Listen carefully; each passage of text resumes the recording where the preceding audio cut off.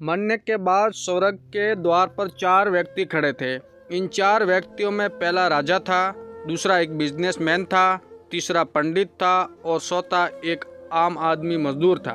किसी को भी यह पता नहीं था कि कौन स्वर्ग के अंदर प्रवेश कर पाएगा और कौन वहीं से वापस लौटा दिया जाएगा। सब स्वर्ग का दरवाज़ा खोलने की राह देख रहे थे और आपस में बातें कर रहे थे। जैसे कि राजा को मरने से पहले से ही आदत थी कि उसने अपनी बात सबसे पहले बताई। राजा ने कहा, मैं बहुत प्रख्यात राजा हूँ। मैंने धरती पर अपना बहुत नाम कमाया, इसलिए पूरी संभावना है कि मैं ही स्वर्ग में जाऊँगा। फिर व्यापारी ने अपनी बात सामने रखी और बोला, मैं धरती पर खूब धन कमाया और उस धन से मैंने सैकड़ों लोगों की मदद की है, इसलिए मैं ही स्वर्ग का हकदार हूँ। अब बारी थी पंडित की, तो पंडित ने मुंह खोला और सबको ये कहा, चाहे तुम जो सोच लो, लेकिन ये बात तो तय कि स्वर्ग के लिए दरवाजे खोलेंगे तो मेरे लिए ही। सब जानते हैं कि पंडित दिन रात भगवान को याद करते हैं, इसलिए स्वाभाविक है कि स्वर्ग में पंडित का स्वागत किया जाए।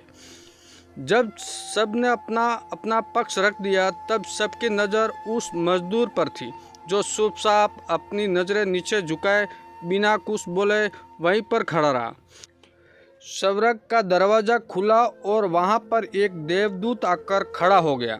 देवदूत के हाथों में एक पुस्तक थी जिसमें इन सभी के कर्मों के बारे में लिखा हुआ था। देवदूत ने सबसे पहले राजा को अपने पास बुलाया और उसको पूछा, तुम बताओ, तुमने अपने जीवन में क्या क्या अच्छे कर्म किए। मैं इन्हें इस पुस्तक में देखकर फैसला करूंगा कि तुम्हें अंदर जाने देना है या नहीं।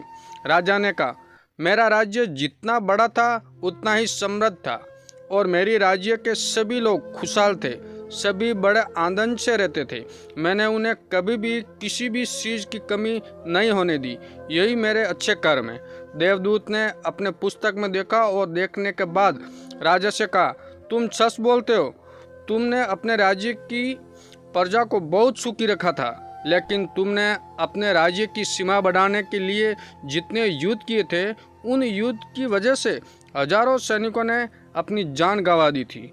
उन हजारों सैनिकों के परिवार के दुख का कारण तुम बने थे, इसलिए तुम स्वर्ग में नहीं आ सकते। अब बारी थी व्यापारी की। व्यापारी ने जब देवदूत ने पूछा कि तुम्हारे अच्छे कर्म क्या है, तब व्यापारी ने उससे कहा, मैंने सैकड़ों लोगों को खाना खिलाया है, कई आश्रमों में दान किया है, कई निराश्रित लोगों के लिए घर बनाकर दिया है।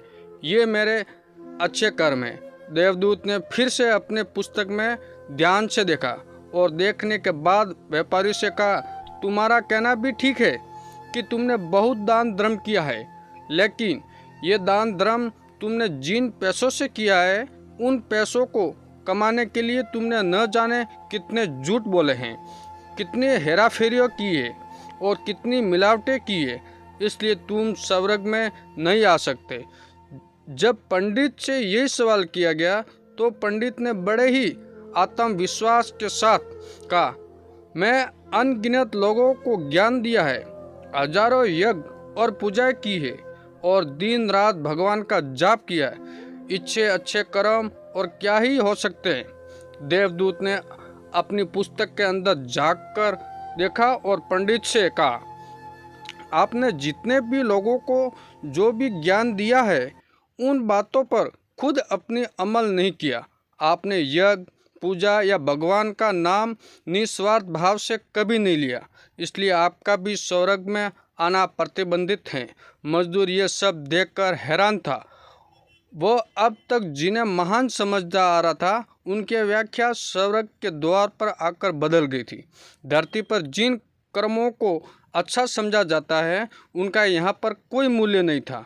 यमदूत ने जब इस मजदूर को अपने पास बुलाया और इससे पहले कि वो उसने उसके अच्छे कर्मों के बारे में पूछता, मजदूर बोल पड़ा, प्रभु, मैं जानता हूँ कि मैं भी स्वर्ग में आने लायक नहीं हूँ, लेकिन मैं फिर भी एक बार बाहर से ही स्वर्ग को झांक कर देखना चाहता हूँ। बस इससे ज़्यादा मेरी कोई इच्छा है ही नहीं, क्योंकि ऐसी इच्छा पालने के लिए मैंने जीवन में कुछ भी नहीं किया है।